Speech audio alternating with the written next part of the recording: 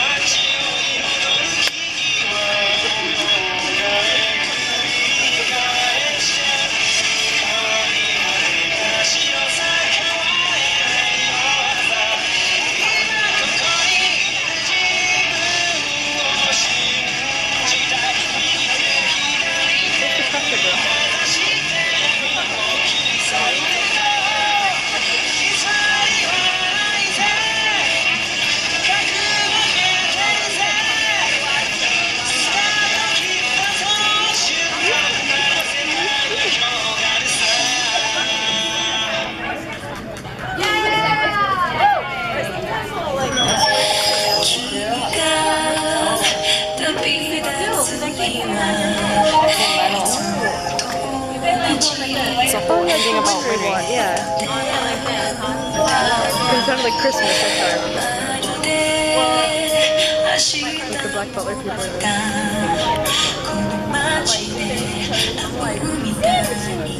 No, I was all like, like, I was saying, we're so quiet,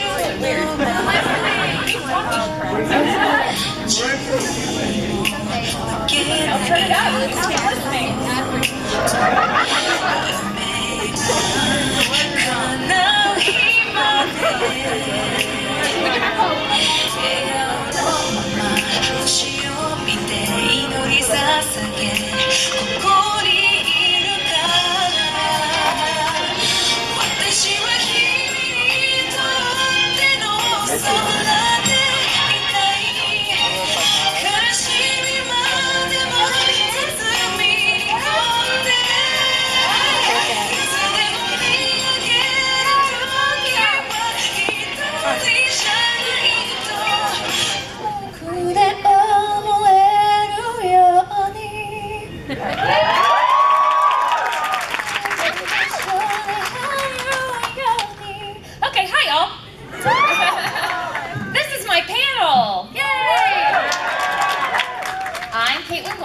I'm not steam-powered giraffe, which is what that guy got.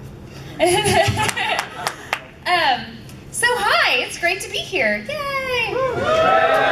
I haven't been to Chicago in a number of years, so that means that some of you have like just become anime fans within those years. So I've never met you before, so that's great. And yeah, excuse me.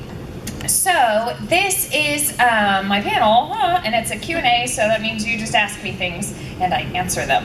Ooh, but I have some swag over here, okay? So the way to keep, I'm gonna sit down in just a second and write down some numbers at random. And if you happen to be that question asker, you know, like if I wrote down number, now I can't use this one, 4, okay? And you're the 4th question, and I'm not gonna tell you the numbers, okay? I'm like, congratulations, you win a prize because you asked me a question.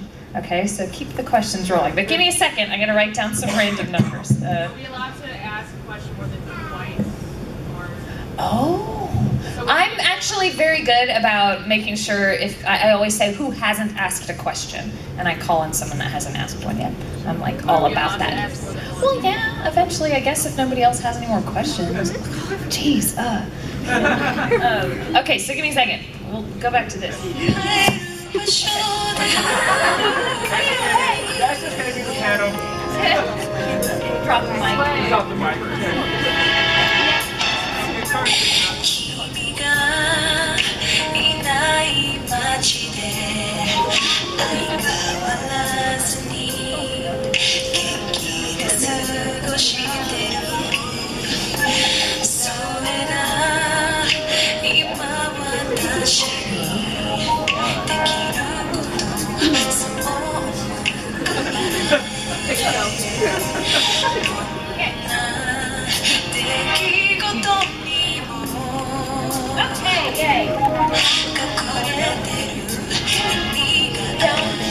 They're like standing up. She's like taking a picture of it. Like, standing up. Jaden, you got something? Okay, enough of that. Hooray! Oh, now I can't see you all.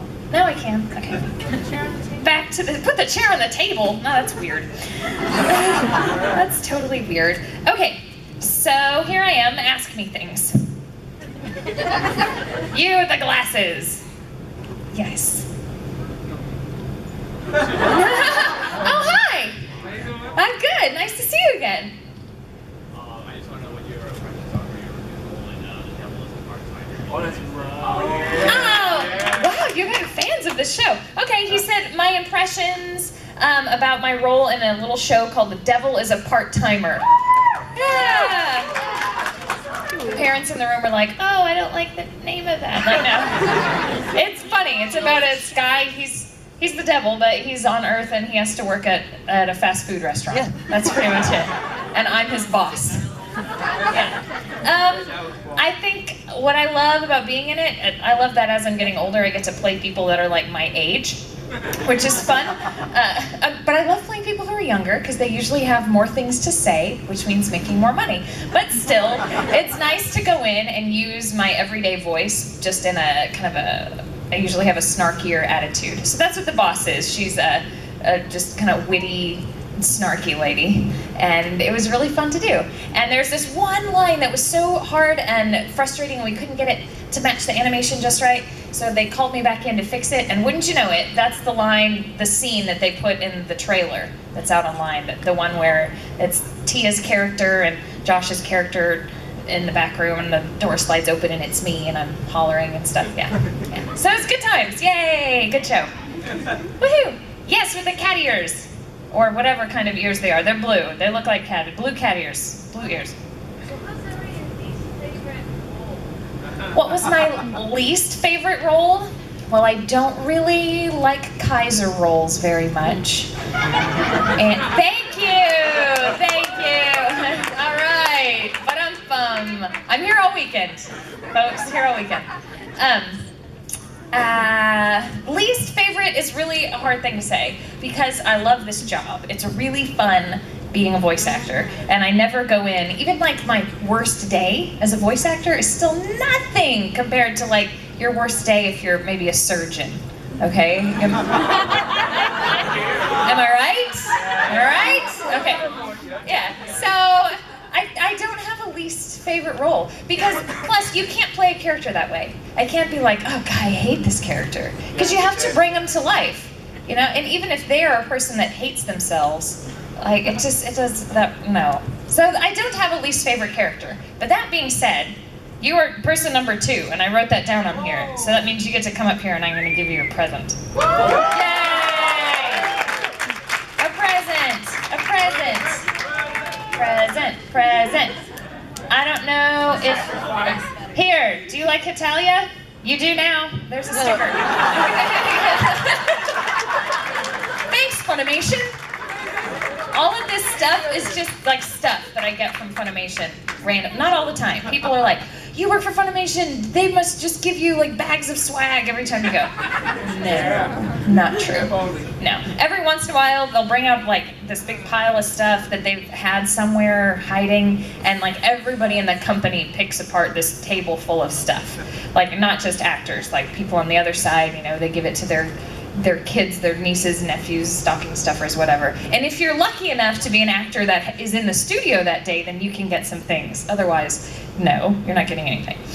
Like, we already paid you to just be the voice. That should be enough. Rah. So I get so excited and I just take stuff. I'm like, I'm not even in this show. No, that's not true. I think everything that's over here, I'm in it. Yeah, okay, yeah, in some way. But sometimes it's just a little tiny part. Okay. Back here, you have a question with the braids and the glasses on her face. Okay. What was the best part about working on One Piece? The best part about working on One Piece, wow, the cast. This mic is wow. It needs a pop screen. Okay. The best part about One Piece is the cast. Like you're going, those people are in everything. Like, yeah, it's true. But they play these characters that are the heart and soul of the show across hundreds and hundreds of episodes. So these veteran actors playing these really important roles means that my job as a director is very simple. When I was directing, they come in and I just go, okay, just, be awesome. And they are. And the only thing I would have to do sometimes is like rewrite some lines. So like Colleen is awesome. Sunny Straight's here this weekend. He plays Usopp. And I think that Usopp is probably my favorite One Piece character. He's so awesome and dynamic. And everything he says, he's shouting all the time. He's always shouting.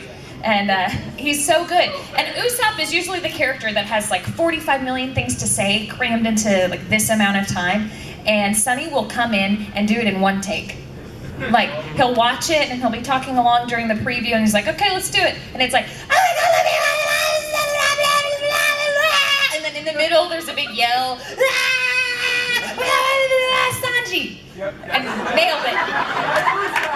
It's Usopp. And Sunny does it just like in his sleep. Maybe he does do that in his sleep. I don't know, wouldn't that be weird? His wife's like, shut up, Sunny, go sleep on the couch. Luffy. Okay, back here, the white hat. How long did it take me to record Fullmetal Alchemist?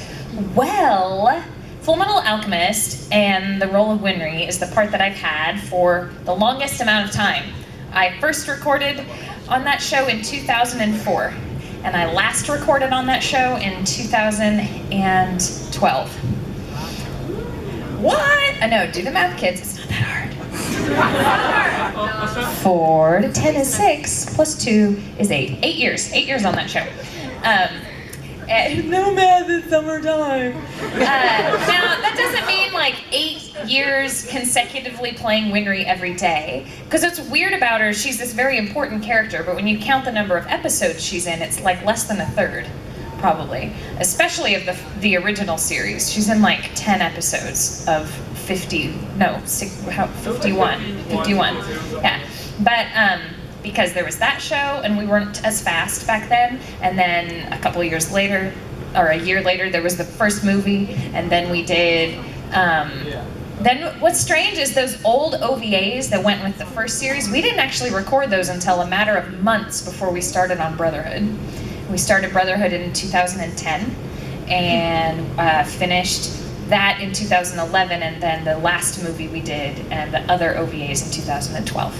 So, yeah, it's very, very cool. All right, you with the pink hair. Natsu. I know you're Natsu, but I like saying you with the pink hair. What do you feel connected more to? First Fullmetal or second? Who am I more connected to, Winry A or Winry B? To me, she's the same. I really think that she is.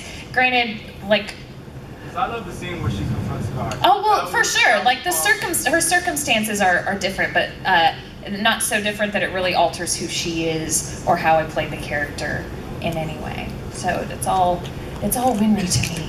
All Winry is Winry. Yes, in the red dress. What would be your craziest convention and or fan experience? Craziest convention and or fan experience. I'm really bad at remembering these, except for this one. Except for this one. Yep, if you've been to one of my panels before, you may have heard this story, but it's slightly entertaining, so here we go. Back in 2008, we premiered Ouran High School Host Club. Hooray! In Las Vegas, at Anime Vegas. And it wasn't like it's strange because it's such a big show, you thought they would have had like do this at AX or do this at some, big, like Anime Central, some big thing like they do now. But no, it just kind of timed out like, oh, this show's coming out.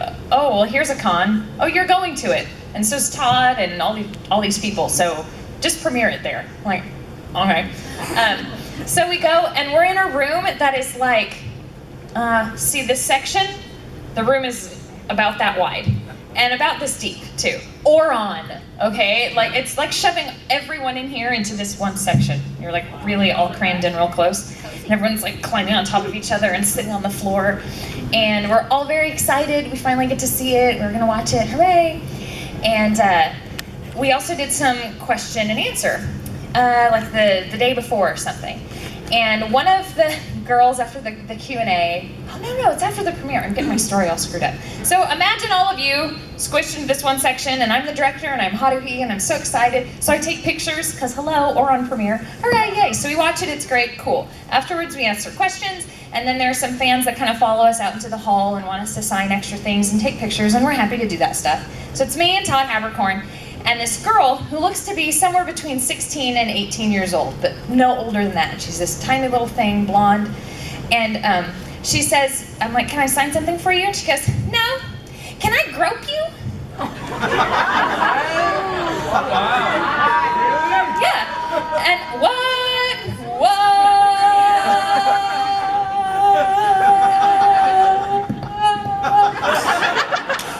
I love regular show.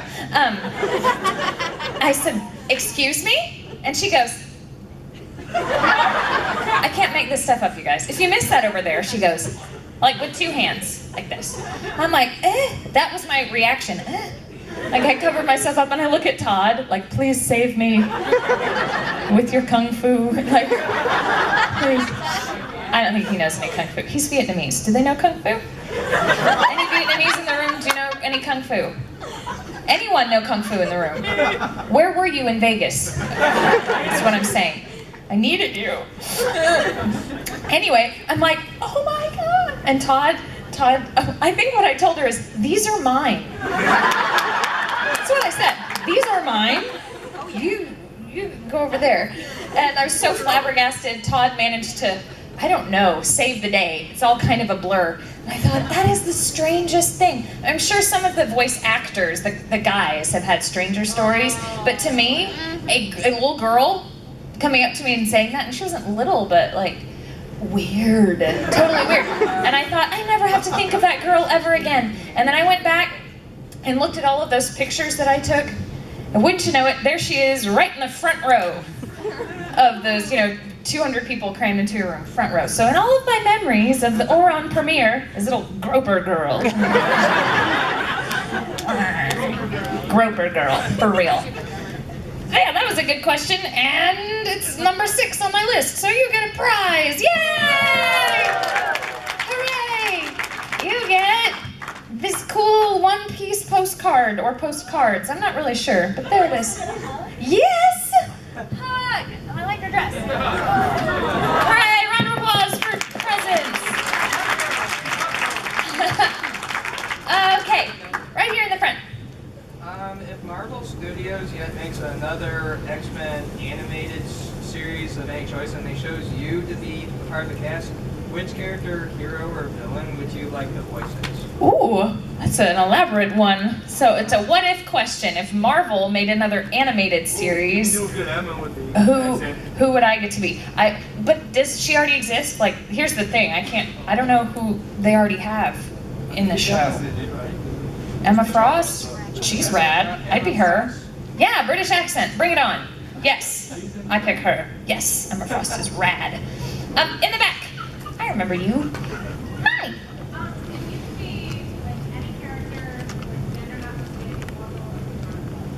If I could be any character, gender notwithstanding, what role would I want to play?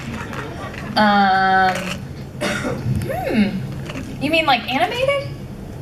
Or anything? Or probably Peter Pan. I used to say Sailor Moon, but now somebody else is her, so. You win some, you lose some. It's okay. Hey, it's Sailor Moon weekend. Yay! Woo! So shout out to all you Moonies. And get online later and watch Sailor Moon Crystal. Yay! I'm excited. So yeah, Peter Pan. It's my favorite story ever. And I love him, and I don't want to grow up. I refuse. You, sir. Hi. Hi. So what was it like playing the dog in Space Jam? Oh, way to bring the room down. Oh. He said, what was it like playing playing the dog in Space Dandy. Who's seen Space Dandy on Toonami? Guys, if you have cable, you get this channel. You should watch Space Dandy. It's so freaking cool.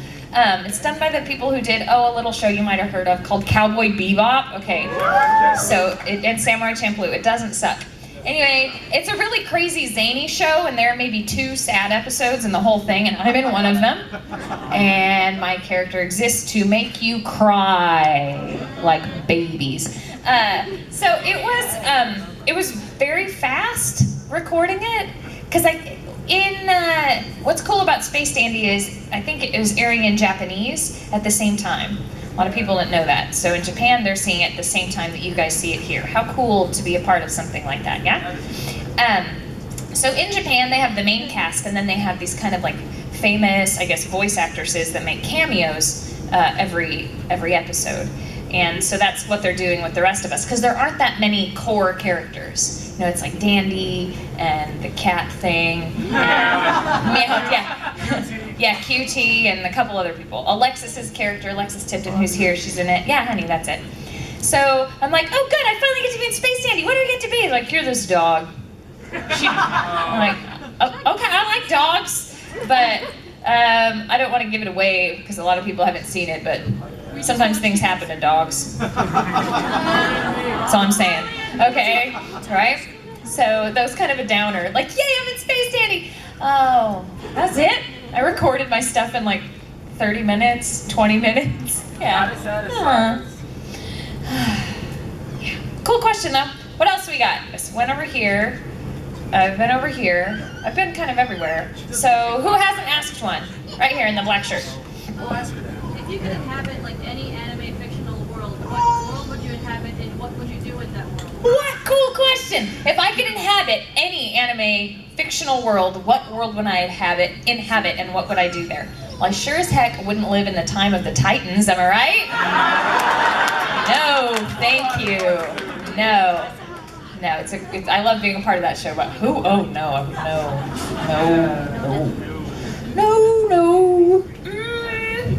Man, I'm trying to think. I wouldn't want to live in like Sailor Moon world because like how awful would that be? All the time some monster is there like sucking out your energy. All the time the world's almost gonna end. And okay, so not there. I don't know, throw out some ideas. Oh, yes! I want to forever be a young lady at Ouran High School Host Club and visit the host club every day. Yes. Yeah, I mean, because if I went to that school, that would mean that I'm like filthy rich, or I'm at least super smart, like Haruhi. So, yes, Ouran World, yay! Though, the world of Fullmetal Alchemist is cool. The idea that there's alchemy, and that's a real thing, like a science slash magic. But, well, yeah, but you know what I mean? Like, and people, that's also very cool. Though, you know, war-torn, not so into the war-torn thing. No. But congratulations, that was question number 10, and you get stuff. Yay, stuff. Hooray! Hooray for stuff. Okay, you can have, this is really weird, but it's what I have, this extra Blu-ray DVD. Oh, that's perfect. It's of Shauna, but how awful is it that it's season 3 and just part 2 of it? So I don't know if you've seen the other 2 and a half. Shut up! It's like Christmas in July, you guys! Yay! Yay, Team Levi. Okay. What? Who said that? I don't... Who isn't on Team Levi? I mean, come on. Get out. I'm just kidding. Okay. Next question. I gotta check my numbers here and keep track of things. Okay. I just did there. Let's go over here. Flowers on your head.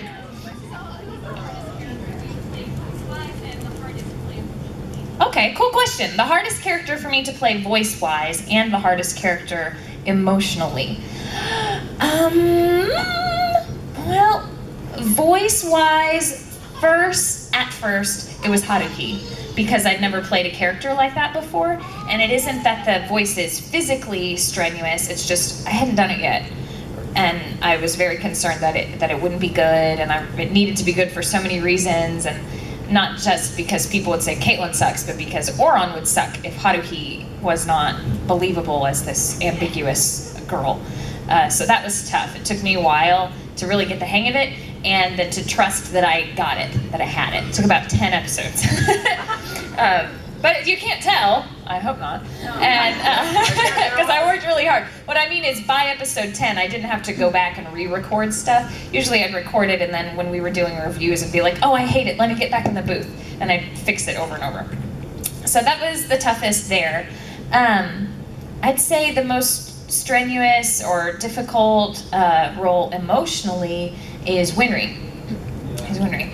I say that, but all of these really difficult emotions that she has to handle and tackle and that I have to portray, they all came very easily. Strange, because I've never been in her situation or experienced similar circumstances even. But there's just really something cool, you guys, about this product that's already made. The picture is before you, all the music is there, and just knowing her story, and all I'd have to do is see her face and I could feel what she's feeling. But that's some pretty raw stuff a lot of the time, and she wears her heart on her sleeve. She's super emotional. So, but because of that, I feel I really know her, and because I played her for 8 years. Yeah, I know that girl, just a little bit. Good question, very good question. So it was you, and then we went over there. Okay, cool. Way over here, yes. What do you think would happen if Evergreen and Winry decided to join the host club? If Evergreen and Winry joined the host club. Wow. I think Winry would be all about figuring out that rotating platform stage that comes out of nowhere. She would become Renge's mechanic, and that would be cool. She's all about it. Yeah, that would be fine for her. But she would take like her dress and she'd probably rip the sleeves off of it, and she'd just be there, probably the bottom too. Can you imagine Winry in a dress? Only those little sundress things she used to wear when she was younger, but now, oh no. But yeah, Winry would be the host club mechanic. And Evergreen, oh my. She'd be like this cougar lady that has a thing for all of the guys, and they just really want her to leave. But she won't, She would probably have to be like some teacher at Ouran who decides that she's going to be the faculty supervisor of the host club. And they're like, Kyoyo would just be saying, please put on more clothes. Just put that away. Cool question. All right, what else we got? Let's go well over here. Yeah, we haven't done any from this side. How about in the costume back there with the wig? Yeah. Oh, I can't hear you. What did you say? Dreams for future voice acting stuff. Yeah, to keep doing it. Yeah, I mean that in all sincerity, to keep doing it, because you just never know. You just never know when they'll be like, We don't need to know more. yeah, we're tired of you. Well, we got this young girl. She sounds just like you did, but 11 years ago. Like, Yeah, so really it is to keep doing it. As far as if there is a particular show or something that I'd like to be on, I can't really say. I don't keep up as well as I used to with what's the new cool stuff coming out of Japan. I used to know, but now I don't. I'm sorry that I don't know. Because for the longest time, honestly, my dream was to be in Sailor Moon. Yeah. And it's okay. Like, I've dealt with it. It's fine. It happens. Like, I kind of dealt with this sort of thing when Ouran wasn't licensed. I'm like, I really love the show. What if Los Angeles gets it? What if Houston gets it? What do I do? So I'm used to it. We got Ouran, thank God. So it didn't come to us, and that's okay. Maybe I could, fingers crossed, still be in it somewhere down the line. If I am, awesome. If I'm not, more power to everybody else, all my Los Angeles friends who are in it, and that'll be great. So I don't know. I need a new anime dream. I don't know what it is yet. I don't know what it is. To be Peter Pan, some Peter Pan anime. That's the Disney princess. Yeah, right? Okay, you were question number 13, and then you get a prize! Yay! Everyone's like, I'm so sick of this. I want a prize. This is the best system I could come up with. Sorry. Okay. Do you like Italia? Good, you get... Who is this? You forgot his name? Russia? Oh, in Russia we give sticker for question. Okay, there you go. And a hug! Yeah. Yay! Thank you for my pitiful Russian accent. It's not pitiful, I get paid to use it. It's really weird. Oh wait, what's my next one? Okay. Right here in the front. Which character that you played did you relate to the most? Which character that I played did I relate to the most? Oh. It's hard. I guess a little bit of the characters that I know the best, which would be Winry and Haruhi. Winry because I played her for so long, and then Haruhi because she's Haruhi. Because I directed the show, so I really know her. I think the being only children, the having guys for friends. That's me. I'm an only child, and I don't really have girlfriends.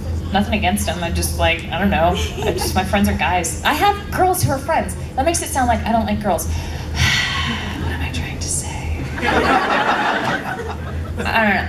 I don't have a lot of girlfriends. Let's put it that way. Yeah.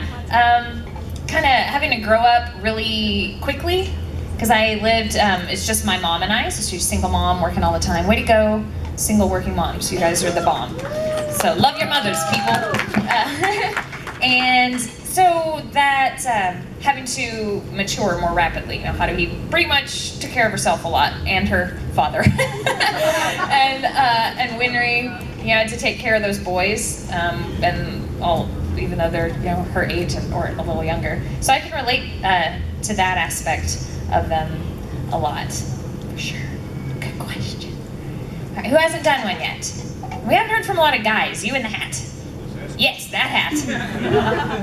What was your biggest inspiration for becoming a voice actor? My biggest inspiration for becoming a voice actor, he would like to know. Oof.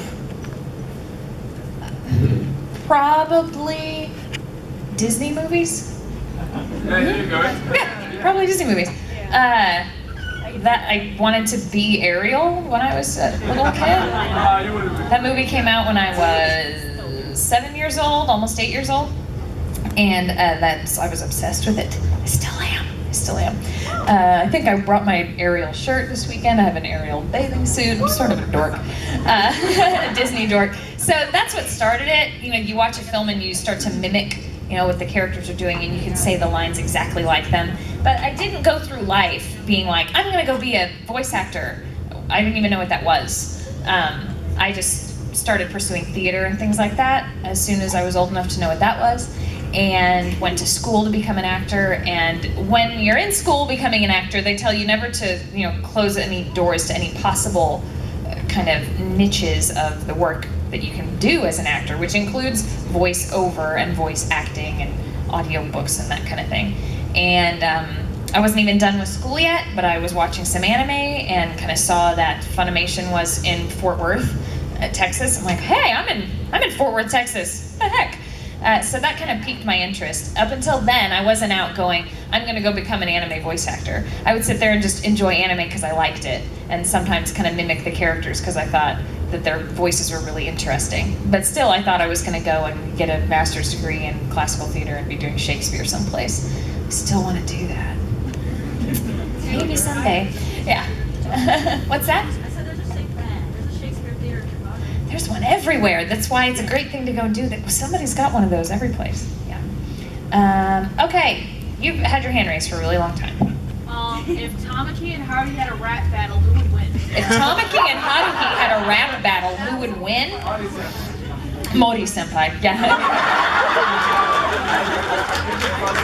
They just come in, what? And that's it. Because he only says one syllable things.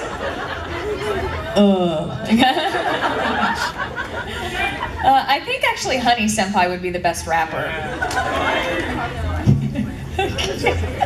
What would be his like rapper name? Honey Bee. The Honey? Queen Bee! What's that? Pinky? That's terrifying. Yeah, I don't know. okay, but the question was Tamaki and Haruhi, who would win? I think Haruhi. I think, yeah, for sure. She wouldn't even really be rapping. She would just be kind of like talking in that monotone voice that she does. And in the background, the twins would be like beatboxing. And then Tamaki would try to come back, but he'd be like, oh, "You're so cute!" And she'd be like, "Get off me, senpai!" And she'd win.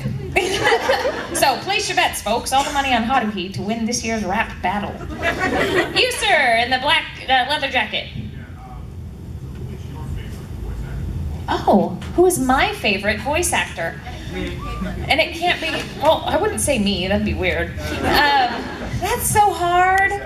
It's hard to choose amongst my peers, you know, because they're all my friends, too. But a voice actress in anime that I really admire is Lucy Christian. Everybody know Lucy? Yeah, Lucy plays Nami in One Piece and like a million other, and Honey Senpai, yeah. So she's really rad, and she's just a rad person all around, and I've admired her before she became my peer. Like I just always loved her work, so it's really cool to know her, and I still think she's just fantastic. She has a great work ethic, and she's really cool person. So hooray! And you, sir, win a prize! Yay!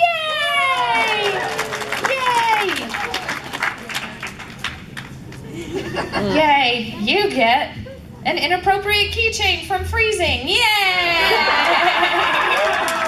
It's not really inappropriate. She's clothed. She's got clothes on. Aww.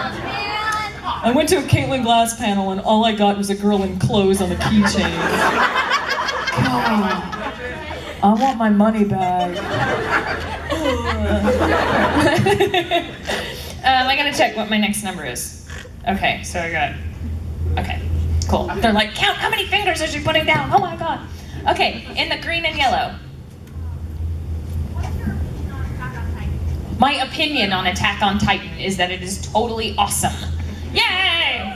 Yeah, I think it's really amazing, and I remember when it was not dubbed or anything, and I hadn't been to a con in a while, and I showed up, I'm like, who are all these people in these brown jackets and green capes, and they've got flowers on their head, and what is this? I don't understand. Someone said, oh, it's Attack on Titan. Okay, why is there a dude in a muscle suit? Like, I just didn't know, I just didn't get it. And then I realized that it's this show that was like taking the world by storm, even amongst non-regular anime fans, because you could watch it on Netflix in its entirety in Japanese. I'm like, that's cool. I still don't have time to watch it, but okay, cool. So I remember everyone being really stressed out when it came time to audition for it, because oh my gosh, it's the next big thing. You know, it's the next, what are all the big shows? Fullmetal Alchemist, Dragon Ball, like the huge stuff, the One Piece that, you know, you make fans out of non-fans and everyone remembers you as that character forever. Sword Art Online is another really big one. Yeah, Fairy Tail, stuff like that. So you're like, oh, you're gonna really want to be in the show, you're really want to be in the show. But at the same time, it's so different. You don't really know how to prepare for that kind of audition. And I went in and did the audition, and I really didn't think that I did a good job. I'm like, oh, I did terribly. Oh well, we'll see what happens. And then I got cast as Petra. Yay, Petra! Yay, Petra! Oh, Petra. It's not spoiling anything, you guys. Everybody dies in that show. Everybody dies. Yeah, it is very great. And so I'm like, well, who's that? Because I hadn't really watched it. But Josh Greeley, who plays Armin, and isn't he fantastic? Oh my gosh, everyone's great. He knew all about it. He's like, oh, she's awesome. You're gonna be great. Everyone's gonna love you. Oh, she's great. Oh, she's my favorite girl in the whole show. I'm like, whoa, dude. Okay. All right. Well, I'm glad that I'm in it. Yay. So I show up, and when I recorded the scene that you just saw last weekend, so Petra has arrived on the scene. Team Levi has arrived. Yay! And there was much rejoicing. I remember that Matt Mercer, who plays Levi, had not recorded yet. So I did this whole scene without him, and I'm like, wow, I wonder what he's gonna sound like. Because I'd also never met him before. I just knew his name and knew that he was really good. And then the next time I went in, he had recorded, because he came out and just did like tons of episodes all at once, because he's from LA. And I remember feeling the way Petra should feel when she hears Levi's voice, if you know what I'm saying. Like, he spoke and I was like, oh, wow. Oh, I'm supposed to talk. Okay, I have a line to say. Oh, really good casting, Mike McFarlane. This guy is awesome. So I'm really happy to be in it, and I think that it's really cool and exciting, and I think that it really sounds good too. You know, when we record, all we hear are the people in the scenes with us. They don't let you watch like the whole episode that you're in. It's just your scenes. And sometimes the other actors aren't even recorded yet, so you just don't have a clue. And so I've been watching it on TV with the rest of you guys going, oh my God, this sounds so good! Ah! Like Kermit. Ah! Now I understand all the kids in the costumes with the flowers on their head. I'm one of you. I showed my husband a thing that I wanted online. He's like, why do you want that? I'm like, because it's awesome. And it's a hoodie, like a Attack on Titan hoodie, but it doesn't have a hood. And it looks like a cape, but it's not a cape. It zips up the front, and it has sleeves, but like the really big long sleeves when you put your arms up. Like it's just this big thing. So, or you can buy, the cosplay cape, but I'm one of those people that wants like something that's functional. So you can get a regular hoodie with a hood and normal sleeves, or you can get this cool like big old sleeve hoodie and pretend that you're in like a little Titan scout cape. Anyone? No? Okay, that dude in the hat. All right, you can stay. All right. I'm sorry, I told you to leave before. Okay, cool. Next question. With the black hair. I should have stand up because I'm short. Okay. Nice costume. Thank you. Yay, Fullmetal Alchemist. Woo! So I'm a theater major and I'm taking a directing class this semester. And up until now, I have only done acting and costuming, and so I don't know what it's like. And I'm going to have to cast and direct a short play for my class. Oh, nice. So I kind of wanted to hear like your thoughts about like how directing was for you, and maybe some advice you could give to someone who's going to be a newbie into directing. Sure. So directing is really fun, and I took directing classes in college also. We had 2 levels of it, and even if you didn't want to be a director, you still had to take both of those. Like actors had to take them as well, so you can understand a director's perspective when you are acting. Right, and well, yeah, pretty much. So you can understand, wow, their life is hard. It's hard being a director. I think some casting advice. Whoa. If you're gonna cast your friends, make sure they still show up to rehearsal, okay? And like casting for a scene, like when in directing class, I think we did 4 or 5 scenes throughout the course of it, and then a big one that we would perform for the whole department. So be careful with casting your friends, and take a chance on some freshmen and give them the opportunity to do some things that they wouldn't normally. That's what's awesome about directing scenes. And in college, you could kind of play anything, but they try and pick plays like major productions that are gonna suit the ages of the actors within the department. But for directing scenes, just do anything and give an opportunity for the younger kids to kind of stretch, and that will make you stretch as a director, because you gotta learn, how do I communicate with these little green freshmen? Yeah, and to pick something that you really love, even if it's dark or if it's comedic, whatever the subject matter. Find something that you really love, that you're passionate about, so you can feel what that is like, and all the frustration of trying to get your cast members to love it as much as you do. But make the most out of it, every opportunity you have in college, because once you're out of there, you don't really know how often are you going to get to direct, unless you're also going to just produce your own show for the heck of it. So. Good question. You're welcome. Oh, over here in the blue. What was it like making the transition from voice acting to directing? More on directing. The transition from voice acting to directing was a little bit hard because I had to be trained in how to do it. Like I know how to talk to actors, but directing voice actors for dubbing and matching all the flaps and doing all the rewriting, there isn't a class on that in school. So I had to go on my own free time to Funimation and sit with each of the directors and watch them do their job and not be paid while I did that, to sort of learn, okay, so this is how you do it. And then sit around and wait for Funimation to go, okay, here's some episodes for you to do. And then I'm like, oh my God, now I'm all on my own. Ah! So that was the process, just observing and taking a lot of notes, and then suddenly, here, do it yourself. Oh, okay, oh my God. How's that? Yeah. Right here at the Homestuck person. Yeah. How do you deal with like crying during roles, either roles or like you're supposed to be crying or like crying when you're not supposed to? Okay. How do I deal with crying in acting in general, but in voice acting? When my characters are supposed to be crying, when they're not supposed to be crying, but Caitlin is crying.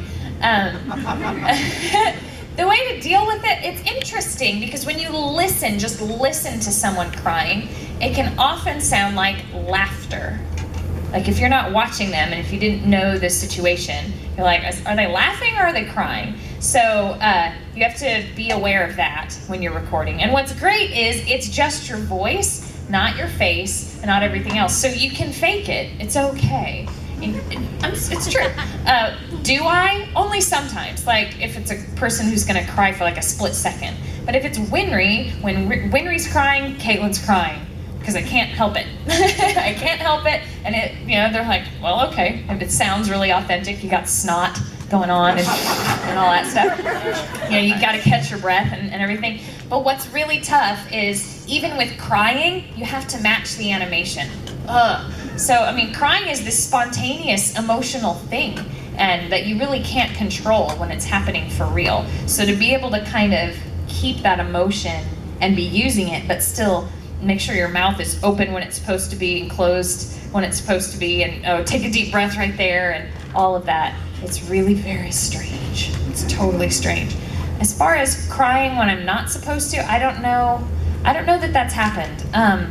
Who's seen a show called Fractal?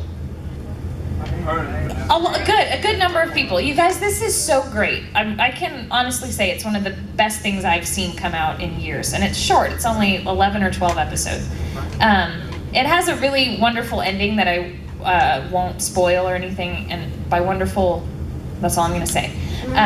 It's emotional, though, for my character. And she's not showing those emotions. But me as Caitlin was so invested, so very invested in it, that when the ending happened, I was like, yeah! I just started like crying. I did start crying in the booth. So they just let you kind of, have a moment, get yourself together, and then go for it again. So, yeah. Cool question. What else we got? Over here in the blue. What was your favorite episode of Ouran Host Club, and who's your favorite character and why? Okay, what's my favorite episode of Ouran, and who's my favorite character, and why? My favorite episode, it's really hard to choose one, so I kind of narrow it down to some of my favorites. I really love episode 10, when they go to Haruhi's house for the first time. I don't know why, it has some great jokes. I do know why. All that really tender stuff between her and her dad is just sweet. It's precious, and they don't write such tender, sweet, precious things in every anime, so I felt very fortunate to get to do that. And Mike McFarland, who was my boss and my producer on that show, plays Ranka, Haruhi's dad. And he and I have a real close familial type relationship, so it was very special to get to record that stuff. I remember being out in the director's chair and crying while he was doing some of the sweeter stuff at the end. Yeah, so I love that one. And I also love episode 17 with Kyoya at the shopping mall. What's not to love, right? Mass production! Yeah, and all that stuff, like with the dog humping him and all that. It's so funny. Antoinette! It's so ridiculous. Good times. And, of course, this is a lot of people's favorite, and if it isn't, I don't know why. Episode 24, Haruhi's not even in it. And it's and then Kyoya met him, which is the backstory of Tamaki and Kyoya in the host club. Oh, Michael Tatum just blows my mind in that episode, and he was weeping doing it because it's just so beautiful. So those are 3 of my favorites. And my favorite character, and I like that she said that and not your favorite host, because my favorite host is Kyoya, in case someone else was going to ask that. My favorite host is Kyoya, but my favorite character, it's so hard. It's probably Kasanoda.